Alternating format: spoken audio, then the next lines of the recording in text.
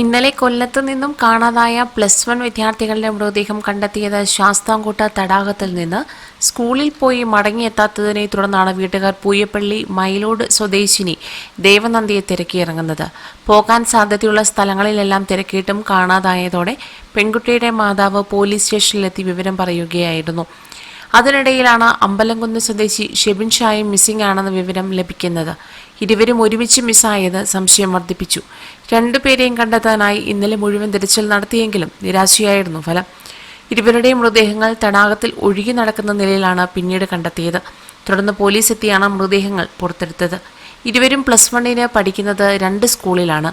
Shebin Shah Kottarakkara boys സ്കൂളിലും ദേവനന്ദ ഓടനാവട്ടം സ്കൂളിലുമാണ് പഠിക്കുന്നത്. വിദ്യാർത്ഥികൾ ജീവനൊടുക്കിയതാണോ എന്ന സംശയത്തിലാണ് പോലീസ്. സംഭവത്തിൽ പൂയപ്പള്ളി പോലീസ് അന്വേഷണം ആരംഭിച്ചിട്ടുണ്ട്. എന്താണ് ജീവനൊടുക്കാൻ കാരണമെന്നോ മരണത്തിന് കാരണമായതെന്തെന്നോ ഉള്ള കാര്യങ്ങളൊന്നും ഇതുവരെയും വ്യക്തമായിട്ടില്ല. കുട്ടികൾ നഷ്ടപ്പെട്ട വേദനയിലാണ് കുടുംബാംഗങ്ങൾ. കൂടുതൽ വാർത്തകൾക്കായി ഈ ചാനൽ സബ്സ്ക്രൈബ് ചെയ്യുക.